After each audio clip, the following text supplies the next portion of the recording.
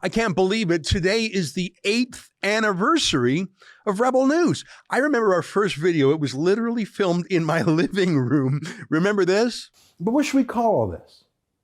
I got an idea. The Rebel .media. The Rebel speaks for itself, right? Rebel against the blandscape. Rebel against the CRTC and the cable companies who strangled the Sun News Network. Rebel against the smug mainstream media who think their ideas reflect the national consensus. Rebel against the idea that Jian Ghomeshi and Brian Williams are real journalists, but we're not because we're direct to the internet. I think I have aged 20 years in the 8 years since that video. Well, we've done a lot since then, publishing, close to 40,000 videos and even more written news stories. And we've grown from a handful of rebels into a rebel army, with dozens of staff across Canada and even around the world. And I think we've lived up to our promise to tell the other side of the story, which was the whole point, to provide an antidote, a counterweight to what I call the media party, the think-alikes at the CBC and the Globe and Mail and the rest of the bailout media.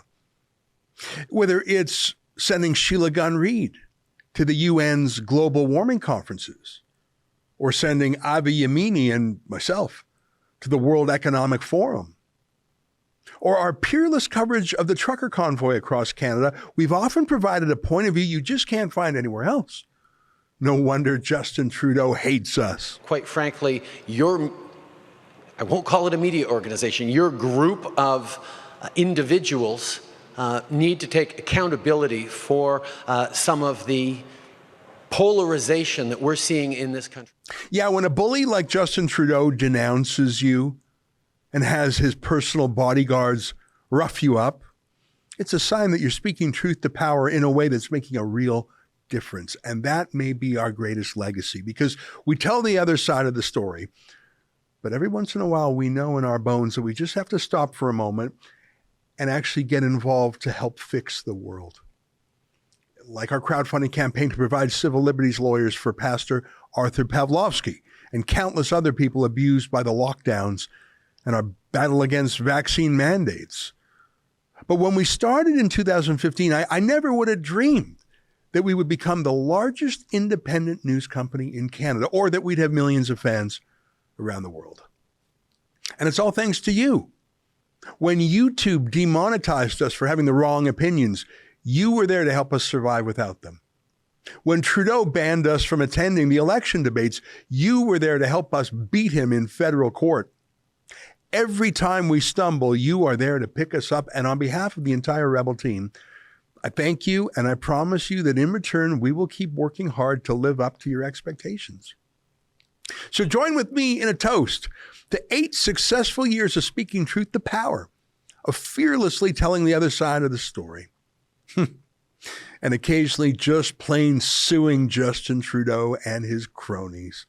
You know, most news media in Canada takes subsidies from Trudeau. We'll never take his dirty money, because you can't be a real journalist if you're paid by the politicians you cover. You just can't. Which is why I'd like to invite you to celebrate our 8th anniversary by making a gift to help keep us going. Do it to send a message to Trudeau and to Pfizer and to Klaus Schwab and all the other bullies that we fight against every day. Do it to spite them. And do it out of love for what Canada could be and should be, a land of freedom and justice and prosperity. Please go to happybirthdayrebel.com. Happybirthdayrebel.com, and help us celebrate our 8th birthday by making an $8 birthday gift. Or if you can, $80. Or if you really want to stick it to Trudeau, $800. I promise we'll put that to good use by fighting for freedom every day. So stick it to the establishment and wish Rebel News a happy birthday at happybirthdayrebel.com. And here's to the next 8 years.